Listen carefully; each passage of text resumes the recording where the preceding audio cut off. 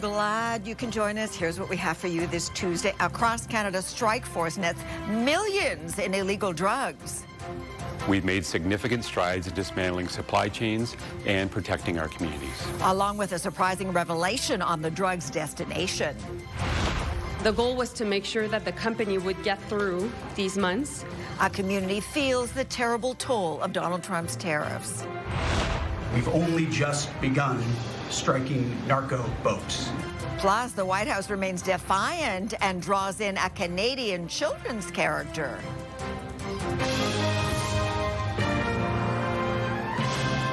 CTV National News with Sandy Ronaldo. Canada's efforts to rein in drug production and trafficking have reaped major results. A series of drug busts during a 5-month investigation by the RCMP and multiple police forces. And it involves the massive seizure of thousands of kilograms of illegal drugs, along with the revelation that most are not crossing into the United States. CTV's Judy Trin on the operation, the drugs, and the widespread arrests. Judy. Sandy, these investigations found that criminals are targeting Canadian users, not exporting to the U.S.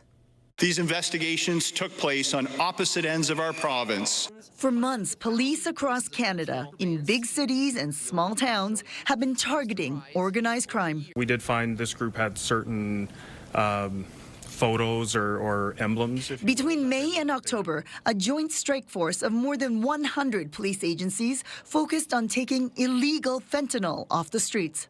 Police seized 386 kilograms of fentanyl, more than 1,700 kilograms of methamphetamine, and nearly 6,000 kilograms of cocaine, along with more than $13 million in cash. There's some big players here, and there's some smaller departments, but it's a real shining example of the feds, the provinces, and municipal agencies all working together. A chunk of fentanyl there. This is the second time that a national effort was coordinated by the RCMP to target deadly opioids after Donald Trump accused Canada of not doing enough to stem the flow of fentanyl across the border earlier this year. Canada's a very bad abuser. The RCMP say more than 8,000 arrests and charges were laid, involving 200 organized crime groups.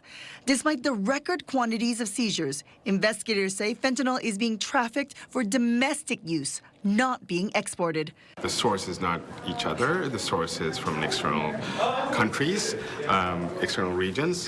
So fentanyl is not going certainly from Canada to the U.S. The Mounties say that China continues to be the biggest source of precursor chemicals that go into the making of illegal fentanyl.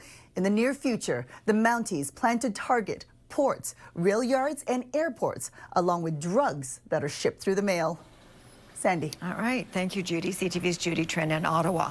Now, fentanyl has garnered the most headlines and attention in British Columbia, with that province focusing on harm reduction to keep users alive. But it is an uphill battle to fight the supply of illegal drugs, even to those who seem to have everything going for them. CTV's BC Bureau Chief Andrew Johnson spoke with parents grieving for a son with a powerful message. Andrew. Sandy, the Dunlap family lives in this beautiful Vancouver neighborhood. Their son Tyler was popular, loved family, and excelled in sports. Then one morning before school, he never woke up. Tyler's story is one of an outgoing 16-year-old who was fully engaged in life and with his loved ones, but began to struggle. He was affected by his ADHD and anxiety. In the weeks before his death, his parents, Karen and Greg, say he started to spiral. They tried everything. We actually had him in the hospital 3 times the week he died. Yeah, begging the hospitals and the doctors to help us. But they just... No, they said, he's fine, take him home. I said, if you don't help him, I think he's going to be dead in a week. A week later, their son was dead. A fentanyl overdose. They suspect he was trying to self-medicate. Seeing the news today of the massive drug bust, the Dunlaps applaud police, but wonder why more isn't being done on the ground. There's no enforcement of the people that are actually out there selling this to our kids for $5 or $10. We're saying to the police, this person is selling lethal drugs, and our son died, and nothing happened. Tyler is one of more than 16,000 British Columbians who have died from toxic drugs since the province declared a public health emergency 9 years ago. The Dunlaps say they will continue to advocate in their son's memory with the hope of sparing even one family the pain they say they wouldn't wish on their worst enemy. Sandy. Okay, Andrew, thank you for this. Now, officials in New Zealand say a 19-year-old Canadian flying from Vancouver to Auckland was arrested while attempting to smuggle drugs into that country. The teen was taken into custody at the airport, allegedly with 15 kilograms of methamphetamine worth $3.65 million in his luggage. Okay, the city of Sault Ste. Marie grappling with the unsettling loss of jobs after the community's largest employer, Algoma Steel, issued layoff notices to more than a third of its workforce, citing painful American tariffs. CTV's Heather Wright is in the city, which is directly across from its twin in the state of Michigan. Okay, Heather, I know you've had a chance to speak to some people. What are they telling you? Well, certainly a tough 36 hours, 2 days here in Sault Ste. Marie. You mentioned the Twin City right across the river. You can see it from here, and it really goes to show you just how integrated these industries here are in Sault Ste. Marie. But as you mentioned, Sandy, 1,000 people getting those notices yesterday that their jobs will be gone in 4 months. Now, this has been shocking news, and we had an opportunity to speak to one worker earlier today who said he wasn't completely surprised. They knew that there were some changes coming as the company shifts from the integrated steelmaking that it's been doing for decades to the arc furnace steelmaking that it is going to be making going forward. But that transition has been expedited because of those 50% tariffs. It is, of course, December. The holidays are right around the corner. A tough time for him. Here's a little bit of what he told us. The U.S. is our #1 customer, and we can't sell steel to them, so it's going to affect who we sell steel to, and we've been losing money, a lot of money every month. So we knew they were coming, and it's just when the actual day came, it's just still a shock. Okay, so what is the company saying about that, the fact that all of this was accelerated due to the tariffs?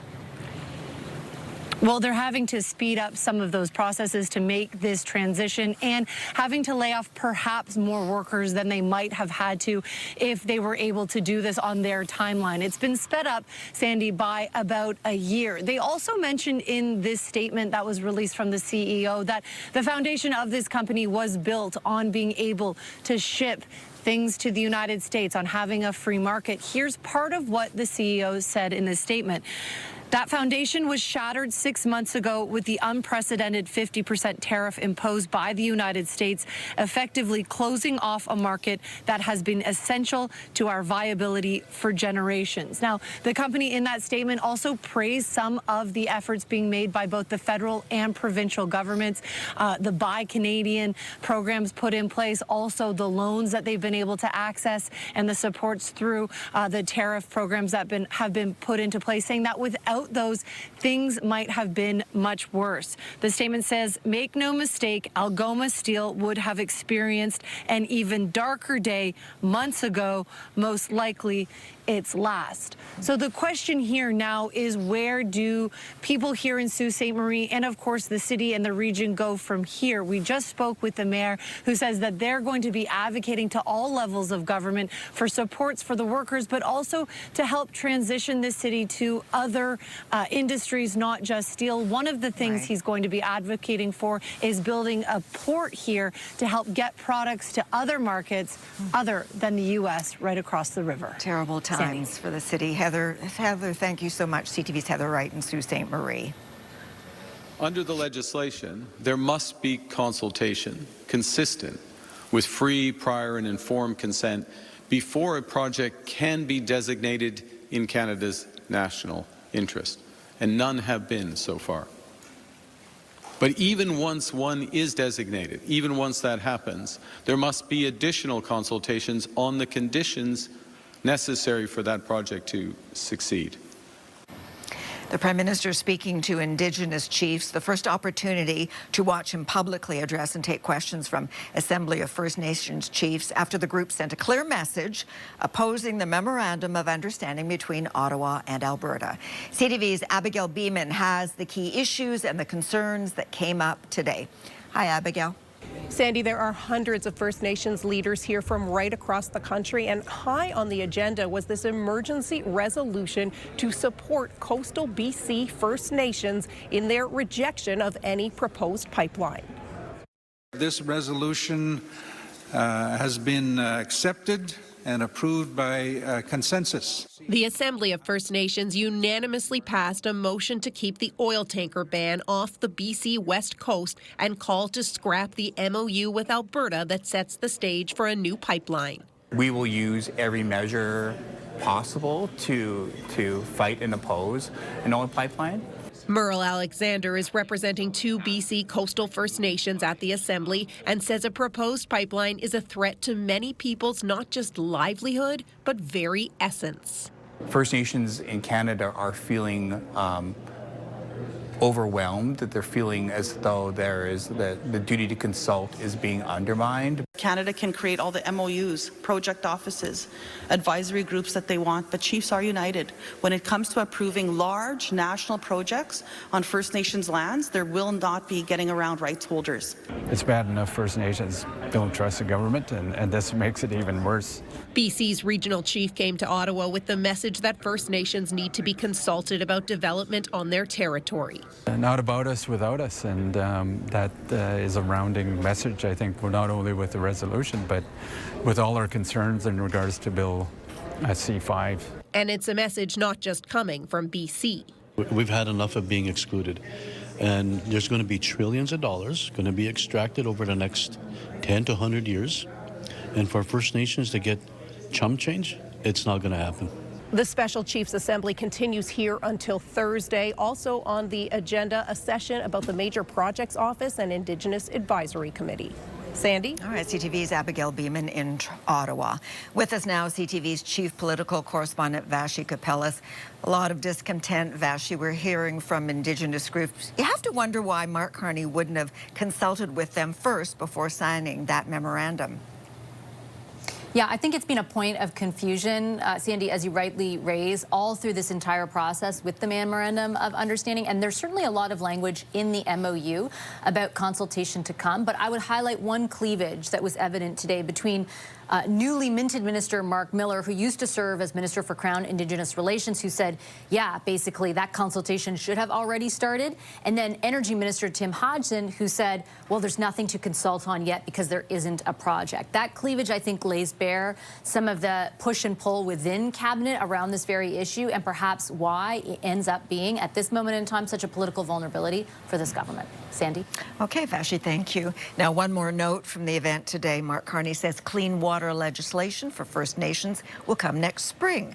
The Prime Minister says 85% of drinking water advisories have been lifted since 2016, and his government is committing to end the remaining advisories and has allotted $2.3 billion to do so. When we come back, the U.S. Defense Secretary defends the use of deadly force. Donald Trump is standing by Pete Hegseth, his Secretary of War, despite backlash over 2 deadly attacks on a suspected drug boat in the Caribbean. Hegseth says he's going up against narco-terrorists, but some lawmakers say the second attack may have amounted to a war crime. CTV's Washington Bureau Chief Joy Malvin is with us. Okay, Joy, this was the focus of Donald Trump's final cabinet meeting of the year. How did Pete Hegseth defend his actions? Well, Sandy, no apologies from this White House. As you said, they are facing growing accusations of these possible war crimes after striking the remains of an alleged drug boat while survivors hung on to the wreckage. Pete Hegseth authorized the strikes, but both he and the president, Donald Trump, say they didn't know about the second hit. Hegseth blamed the fog of war and said he personally did not see the survivors because he left the room before the second hit was carried out by his Navy commander. Now, the Washington Post reported that the admiral was following orders from Hegseth to, quote, kill everybody. President Trump says he wants those boats taken out. Have a listen. As I've said, and I'll say again, we've only just begun striking narco boats and putting narco terrorists at the bottom of the ocean because they've been poisoning the American people. And Joe Biden tried to approach it with kid gloves and allowed them to come across the border. Cartels take over community, 20 million people, hundreds of thousands of Americans poisoned. And President Trump said, no, we're taking the gloves off. We're taking the fight to these designated terror organizations, and it's exactly what we're doing. Okay, Joy, as you said, Pete Hegseth definitely not toning down the rhetoric. Now he's even roped in Franklin, a much-loved Canadian children's book character. What is all that about? Sandy, Canadians are not amused over the violent use of this beloved cartoon character, Franklin the Turtle. Pete Hegseth dressed Franklin up in military gear and had him aiming a rocket launcher at alleged narco boats in a social media post. Now, the publisher says the turtle stands for kindness, inclusivity, and they strongly condemned any violent or unauthorized use of Franklin's image that contradicts these values. Now, this is not the first time that the Trump administration has used copyright material without permission. Just ask Neil Young and the Rolling Stones. Okay. Sandy? All right, Joy, thank you for this, as always. Now, Franklin is not alone. Singer Sabrina Carpenter is slamming the White House for using her song Juno in a social media montage of immigration raids. This one? Have you ever tried this one? The Grammy winner lashed out, saying this video is evil and disgusting. Do not ever involve me or my music to benefit your inhumane agenda. Well, Russia's president threw out a new threat today ahead of Ukraine peace talks with U.S. Special Envoy Steve Witkoff and Donald Trump's son-in-law Jared Kushner. Vladimir Putin dismissed European peace proposals and warned that Russia is ready for war if Europe wants it.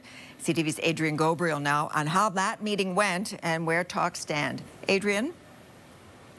Sandy, negotiations thus far have placed Ukraine, Europe, and the West at a precarious crossroad. Agreeing to Russia's initial terms would chart a new world order, where countries who invade sovereign democratic nations are rewarded rather than punished. Russia's defense ministry says this video released today shows their troops walking through the Ukrainian city of Pokrovsk. This soldier saying the Russian army has cleared the city as they raise their country's flag for a photo op as conquerors of a European city. So pleased to see you. Today in Moscow, Donald Trump's son-in-law, Jared Kushner, and his special envoy, Steve Witkoff, sat down in the Kremlin with Vladimir Putin to discuss the framework of ending the war in Ukraine. Though before today's meeting with U.S. officials even began, Putin delivered a threat after being questioned about Europe's military stance against Russia. The Russian president saying, "We are not planning to go to war with Europe, but if Europe wants to, we are ready right now." Mr. Putin has to persuade his people that all these years of fighting was worthwhile. Prime Minister Mark Carney has already joined more than a dozen world leaders in saying that the initial plan tabled by the U.S. to end the war in Ukraine still needs additional work. That seemed to be basically a Kremlin shopping list, making demands of Ukraine, basically cutting it off from the Western world. Today's summit in Moscow comes after 2 days of negotiations between U.S. and Ukrainian officials on the framework of a counter-proposal, though many remain skeptical that these talks will lead towards a path to a just peace settlement. New scenes of destruction and death continue. 1,378 days since Russia's full-scale invasion of Ukraine began. This week, the Canadian government secured its membership into Europe's Defense Industry Pact, which has vowed to bolster Ukraine's forces. Sandy. CTV's Adrian Gabriel. More ahead when CTV National News returns. Two of Canada's richest families are set to purchase the Hudson's Bay Royal Charter at an auction on Wednesday. The Thompson and Weston families will jointly offer a starting bid of $18 million for the historic document, according to the Canadian press, which is also reporting that no competing bid has emerged. The Royal Charter is a significant piece of Canadian history dating back to 1670. The families say they have plans to make it a donation shared by the archives of multiple museums. Well, parents are being warned about the dangers of giving children lottery tickets, even as stocking stuffers. The Ontario Lottery and Gaming Corporation says research shows early exposure to gambling can increase the risk of future problems. The OLG adds that while it's easy to think of lottery tickets as quick and fun holiday gifts for kids, they should only be given to those 18 years and older. And YouTube has released its list of top trending videos in Canada in 2025, and it looks like K-pop hit all the right notes with viewers.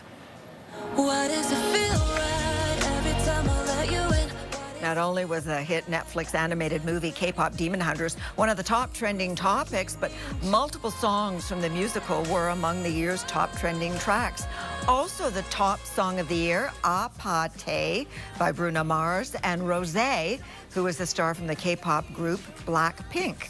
It was the 5th fastest music video to reach 1 billion views.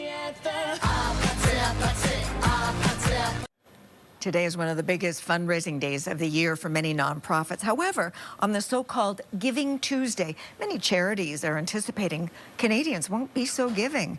CTV's Sarah Plowman on why they're hoping they're wrong. Sarah. Sandy, the charities that I spoke with today are anxious but also hopeful that their donors will come through this season. 3 times a day, every day, this kitchen feeds Fredericton's hungry.